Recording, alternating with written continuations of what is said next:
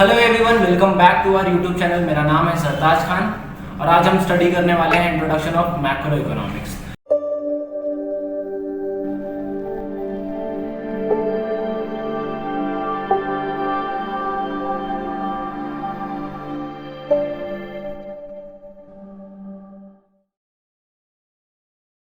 Macro economics start करने से पहला हम पढ़ लेते हैं इकोनॉमिक्स क्या होता है। इकोनॉमिक्स बेसिकली ग्रीक वर्ड से डिराइव हुआ है। इकोनॉमस उसका मतलब हाउस होल्ड होता है।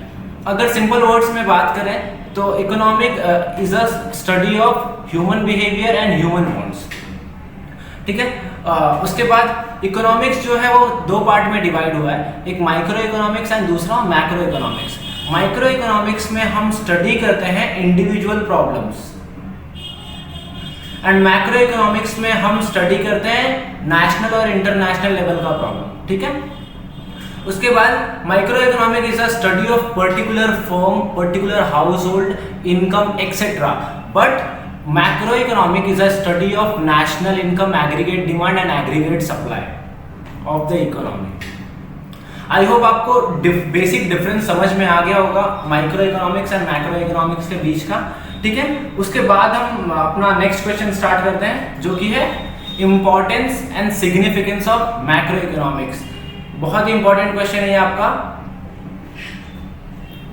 ठीक है। इसमें कुछ बेसिक पॉइंट्स है, 7 से 8 पॉइंट है।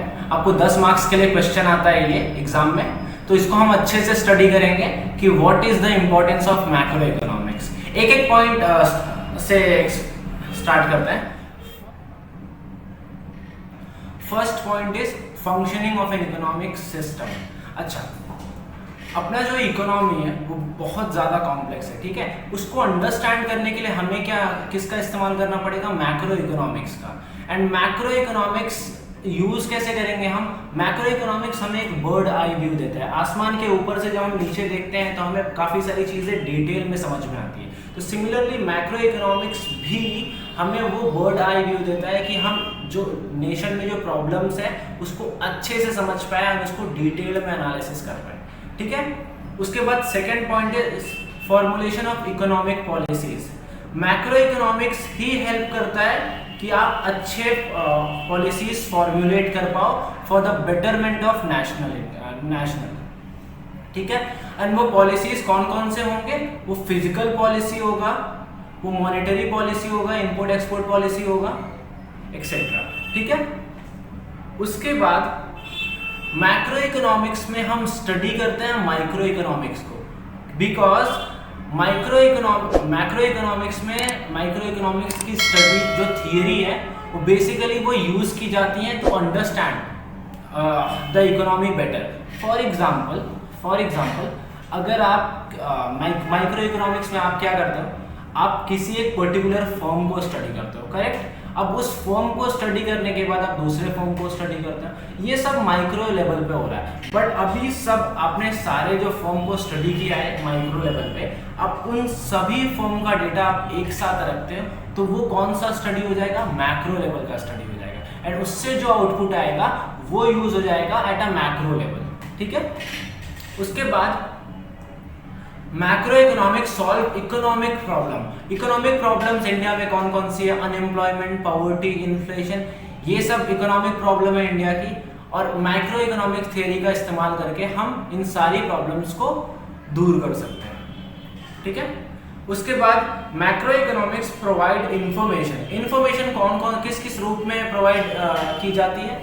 इंफॉर्मेशन फॉर एग्जांपल मैंने नेशनल इनकम कैलकुलेट कर लिया मैक्रो इकोनॉमिक्स का इस्तेमाल करके, मुझे पता चल गया मेरे देश का नेशनल इनकम कितना है। सिमिलरली मैं aggregate demand and aggregate supply find out कर सकता हूँ मैक्रो इकोनॉमिक थियरी को इस्तेमाल करके। ठीक है। तो मैक्रो इकोनॉमिक्स से हमें काफ़ी सारी चीज़ों का नॉलेज मिलता है।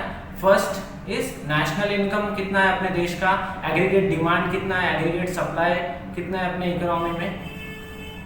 ठीक है। उसके बाद बात करते हैं बिजनेस साइकिल में मैक्रो इकोनॉमिक्स का क्या योगदान है। ठीक है। अब मैक्रो इकोनॉमिक्स बात करता है इकोनॉमिक प्रॉब्लम्स में। फॉर एग्जांपल आप कोई ऐसा बिजनेस कर रहे हो जिसका आने वाले टाइम पे इकोनॉमिक कंडीशन अच्छा नहीं है, करेक्ट? इकोनॉमिक कंडीशन थोड़ा खराब होने वाला है आने वाले टाइम पे, तो उस तो ये मैक्रो इकोनॉमिक्स के स्टडी में आता है कि बेसिकली एग्रीगेट डिमांड किसका ज़्यादा है, एग्रीगेट सप्लाई किसका ज़्यादा है, उसी के हिसाब से मैं अपना पर्टिकुलर बिजनेस डिसाइड करूंगा।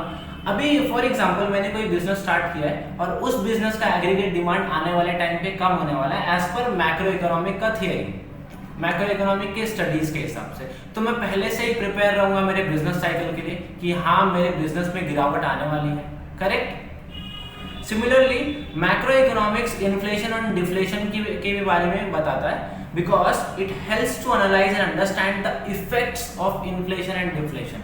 इन्फ्लेशन की वजह से क्या क्या इम्पैक्ट पड़ेगा, किस किस सेक्टर में इम्पैक्ट पड़ेगा, वो मैक्रो इकोनॉमिक्स से ही पता चलता है। एंड सिर्फ पता ही नहीं चलता, उसको कंट्रोल करने के लिए काफी सारे मेजर्स भी मैक्रो इकोनॉमिक्स प्रोवाइड करता है, ठीक है। उसके बाद जो भी इकोनॉमी का गोल है, जो भी नेशन का गोल है अपने, वो फुलफिल करने के लिए मैक्रो इकोनॉमिक्स बहुत हेल्प करता है।